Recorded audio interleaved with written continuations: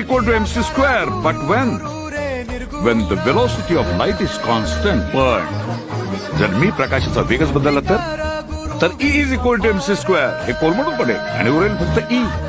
E means energy, आणि energy म्हणजे मी. या देशात लोकांना देशापेक्षा देव जास्त महत्वाचा आहे. या देशात शत्रू याचकाच्या रूपाने जरी दारात उभा राहिला ना, तरी कवच कुंडल काढून देण्याचे संस्कार आहेत त्यांच्यावर.